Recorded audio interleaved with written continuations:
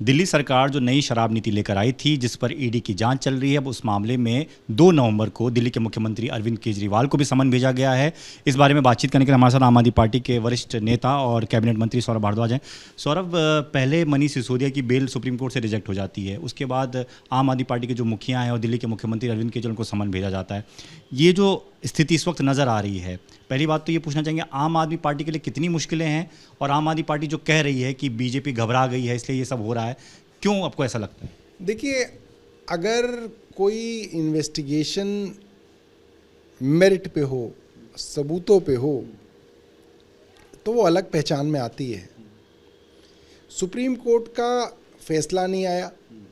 2 दिन पहले भारतीय जनता पार्टी के पूर्व अध्यक्ष दिल्ली के मनोज तिवारी अपने इंटरव्यू में कह रहे हैं कि अब अगला नंबर अरविंद केजरीवाल को गिरफ्तार करने का है।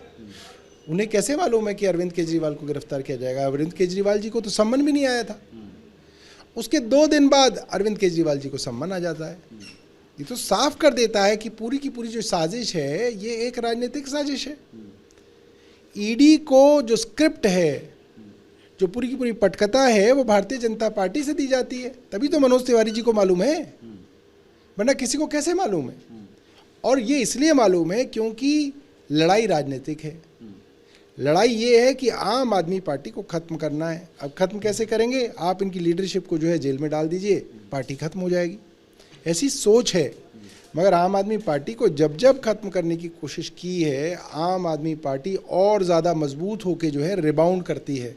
यह आम आदमी पार्टी की कैरेक्टरिस्टिक है, इसकी विशेषता है। और इस बार भी आम आदमी पार्टी और ज़्यादा मजबूत होकर इस जो कुचक्र से बाहर निकलेगी। लेकिन कल जो सुप्रीम कोर्ट ने 338 करोड़ का जिक्र किया है, उसके बाद से बीजेपी को तो एक तरीके से आपने मौका दे दिया। वो बीजेपी कह रही है, अब तक आप कहते थे मनी ट्रेल नहीं है, मनी ट्रांसफ़र नहीं है। 338 करोड़ को किस तरीके से देख रहे हैं? देखिए, वही सुप्रीम कोर्ट जिसने कहा कि 338 करोड़ का अतिरिक्त लाभ कुछ डिस्ट्रीब्यूटर्स को हुआ, वही सुप्रीम कोर्ट पिछली तारीख में कह रहे थे कि किसी को लाभ, किसी को हानि is a part of policy. ये तो पॉलिसी मैटर है। क्या कोर्ट पॉलिसी मैटर में जा सकता है? ये सवाल मेरा नहीं है, ये सवाल माननीय उच्चतम न्यायालय का था। उस दिन भरी कोर्ट में था, सबने सुना, मैंने खुद अपने कानून से सुना है। तो अब क्या पॉलिसी मैटर के अंदर किसी का फायदा, किसी का नुकसान भ्रष्टाचार कहला सकता है? ये तो एक संवैधानिक प्रश्न है। ये एक संवैधानिक प्रश्न है। मनी ट्रेल का जहां तक सवाल है, सुप्रीम कोर्ट के सामने मनी ट्रेल ईडी रखने में असक्षम रही। ये बात सुप्रीम कोर्ट ने भी कहा कि 100 करोड़ की जो बात है वो एक बहस का विषय है। 2 करोड़ 20 लाख की जो बात है वो चार्जशीट का विषय है ही नहीं, वो सीबीआई का विषय नहीं है, प्रेडिकेट ऑफेंस ही नहीं है। जब प्रेडिकेट ऑफेंस ही नहीं है तो उसके ऊपर पीएमएलए कैसे अट्रैक्ट होगा? ये सवाल हैं सुप्रीम कोर्ट के। मगर पीएमएलए की कुछ बंदिशें हैं जिस कारण जो है मनीष जी की बेल नहीं हो पाई है, और हमें लगता है जल्द उनकी बेल होगी। लेकिन सवाल ये भी पूछा जा रहा है कि अगर कुछ किया ही नहीं है, भ्रष्टाचार हुआ ही नहीं है, तो जांच को लेकर इतने सवाल क्यों? दूसरी बात ये कि अगर कुछ हुआ ही नहीं है तो बेल क्यों नहीं मिल पा रही है मनीष सिसोदिया को? सुप्रीम कोर्ट तक ने मना कर दिया। अब एक बात बताइए, पीएमएलए के अंदर आपके देश के लगभग सभी अपोजिशन पार्टी के नेताओं को जो है बंद करने की साजिश चल रही है। क्या सबने कुछ कर रखा है? सिर्फ जो है एक कानून है, जो कानून बनाया गया था ड्रग्स स्मगलिंग और टेररिज्म, ऑर्गेनाइज्ड टेररिज्म को रोकने के लिए ये कानून बनाया गया था पीएमएलए, कि पीएमएलए के अंदर जो पैसे की आवाजाही होती है, जिसको टेररिस्ट एक्टिविटीज़ और ड्रग्स स्मगलिंग के लिए इस्तेमाल किया जाता है, उसके लिए सख्त कानून बनाया गया। अब वो सख्त कानून जो बनाया, उसके अंदर प्रावधान इस तरीके के हैं कि बेल आपको तभी मिलेगी जब आप जो है उसके अंदर बरी होंगे। वही समस्या है, इस कानून की समस्या है। तो क्या अरविंद केजरीवाल 2 तारीख को जा रहे हैं?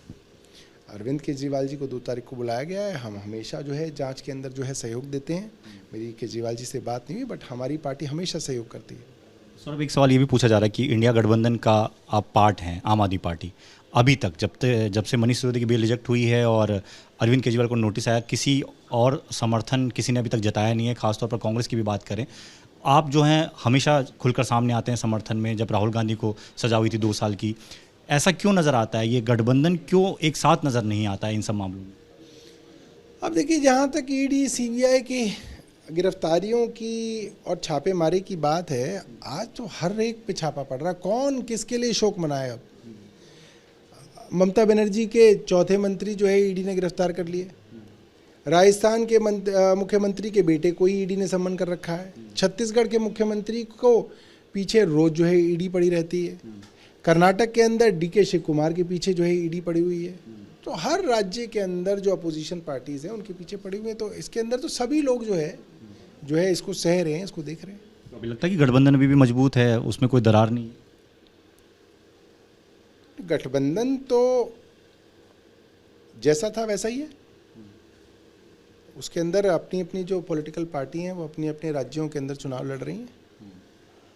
ठीक है, धन्यवाद। तो सौरभ भारद्वाज सीधे तौर पर ये कह रहे हैं कि जबरन उन्हें फंसाने की कोशिश की जा रही है, उन्हें डराने की कोशिश की जा रही है, लेकिन वो डरने वाले नहीं हैं। कैमरामैन राजेंद्र सिंह के साथ दीपक सिंह रावत, एबीपी न्यूज़, दिल्ली।